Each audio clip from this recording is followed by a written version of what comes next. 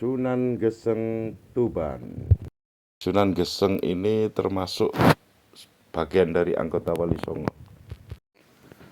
Ada beberapa makam yang diklaim makamnya Sunan Geseng, termasuk di Magelang, Kecamatan Gerabak, Desa Tirto, di kaki Gunung Andong itu, di Jogja juga ada, di Kabupaten Bantul, Kecamatan Piyungan, Dusun Jolo Sutro, itu juga diklaim sebagai makam Sunan Geseng. Di Kabupaten Sragen juga ada ya, Kecamatan Sampirejo itu, Desa Mosok. Di Pati juga ada, tepatnya di Pegunungan Kendeng Utara, Kecamatan Sukolilo Pati.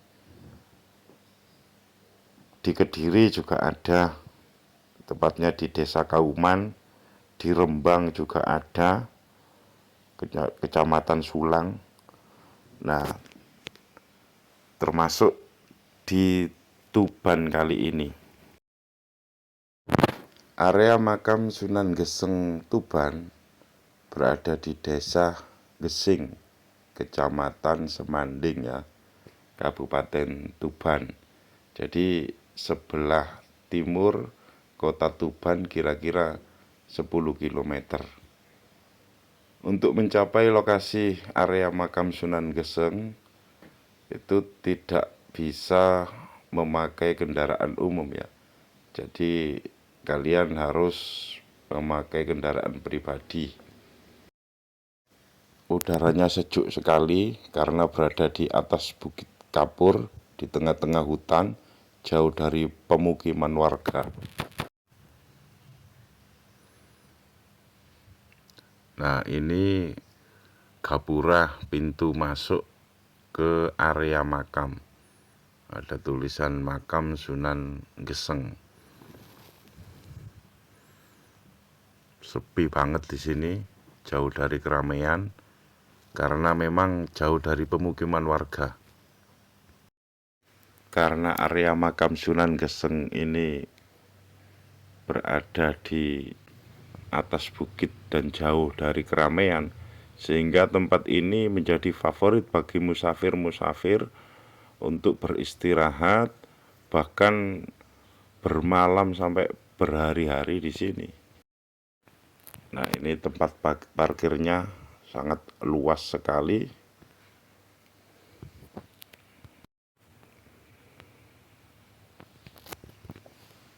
Nah, itu banyak ya warung-warung kopi di sini. Setelah ziarah bisa ngopi-ngopi nyantai, menikmati udara sejuk.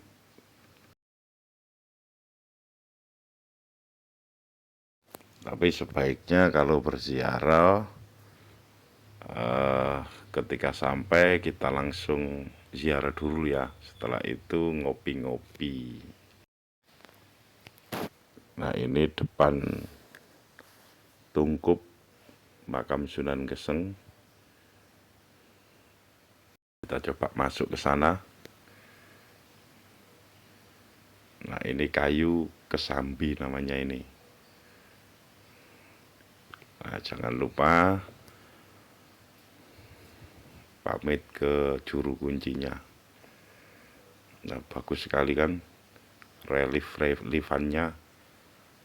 Ini dari batu kecil-kecil ditata rapi sehingga membentuk relief-relief yang indah.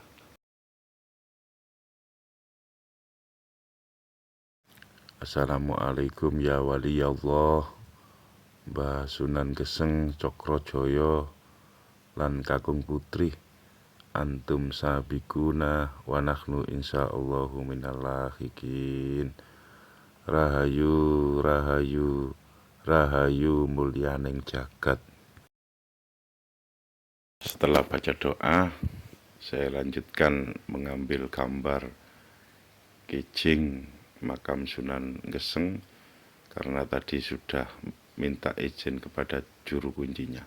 Di sini ada dua kijing atau dua makam, yang besar sebelah kanan itu Sunan Geseng dan yang sebelah sini Kakung Putri, istrinya Sunan Geseng. Kijingnya terbuat dari ul kayu jati, dipagar dengan pagar stainless. Nama asli Sunan Geseng adalah Raden Mas Cokrojoyo, keturunan Prabu Brawijaya dengan Dewi Rengganis, yang melahirkan Roro Rengganis II. Nah, Roro Rengganis II ini menikah dengan Ki Ageng Pakotesan yang melahirkan Pangeran Muryo. Nah, Pangeran Muryo inilah yang nantinya melahirkan Raden Mas Cokrojoyo Sunan Geseng ini. Sunan Geseng ini salah satu murid daripada Sunan Kalijogo yang terkenal akan kesabarannya. Ketika Sunan Kalijogo merasa lelah karena melakukan perjalanan dakwah, maka beliau dan rombongan istirahat di bawah pohon aren. Tiba-tiba Sunan Kalijogo melihat ada orang di atas pohon aren sedang deres aren untuk diproses menjadi gula merah sambil menyanyikan tembang Lilo Lilo yang artinya rela-rela menjalani kehidupan. Karena Sunan Kalijogo takjub akan tembang yang dilantunkan oleh Raden Mas Cokrojoyo, sehingga Sunan Kalijogo menyempatkan diri berkenalan dan ngobrol-ngobrol sebentar dengannya. Dalam obrolan singkat itu, Sunan Kalijogo memberikan pelajaran-pelajaran agama terhadap Sunan Geseng atau Raden Mas Cokrojoyo. Selain itu, Sunan Kalijogo menyarankan Sunan Geseng agar memperbanyak membaca kalimat Ya Hayyu Ya Qayyumu, Ya Hayyu Ya Qayyumu. Karena kata Ya Hayyu Ya Qayyumu itu asing bagi telinga dan lidah Jawa, mengucapkannya menjadi Ya Kayuku, Ya Kayumu, Ya Kayuku, Ya Kayumu. Setelah menjalankan apa yang disarankan Sunan Kalijogo dengan membaca kalimat Ya Hayyu Ya Qayyumu dijalankan dengan hati yang mantap, beliau merasa spiritualnya meningkat dan mendapatkan pencerahan. Beliau memutuskan mencari Sunan Kalijogo dan ingin berguru padanya. Sunan Kalijogo menerimanya dengan senang hati. Lalu Sunan Kalijogo memerintahkan Sunan Geseng untuk menetap di atas bukit ini. Sunan Kalijogo berpesan agar Sunan Geseng tidak meninggalkan bukit ini sampai beliau menemuinya lagi. Setelah dalam waktu yang lama, Sunan Kalijogo teringat bahwa beliau memerintahkan muridnya Sunan Geseng agar bertapa di bukit ini. Ini belakang cungkup, rapi dan bersih. Nah, ini penataan bunga yang dibentuk menjadi kalimat Lilo Lilo yang identik sekali dengan Sunan Geseng karena tembangnya itu.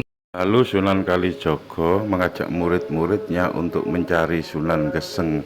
Karena lebatnya hutan, Sunan Kalijogo dan murid-muridnya kesulitan mencari Sunan Geseng yang berada di tengah-tengah hutan. Akhirnya Sunan Kalijogo memerintahkan murid-muridnya untuk membakar hutan tersebut agar dapat menemukan keberadaan Sunan Geseng. Setelah hutan tersebut habis terbakar, ternyata Sunan Geseng berada di atas batu dan tubuhnya tidak terbakar, hanya bajunya saja yang sedikit terbakar. Oleh karena tubuhnya tidak terbakar, hanya gosong saja, maka Raden Mas Cokrojoyo dijuluki dengan Sunan Geseng.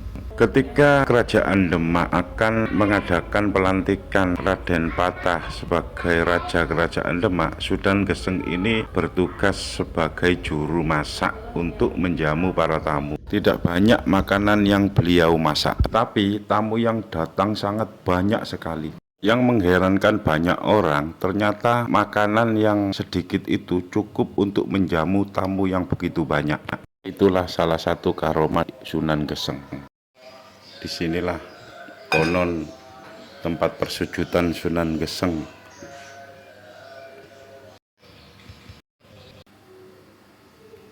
Di atas batu ini beliau tidak terbakar meskipun hutannya terbakar. Nah, ini batunya.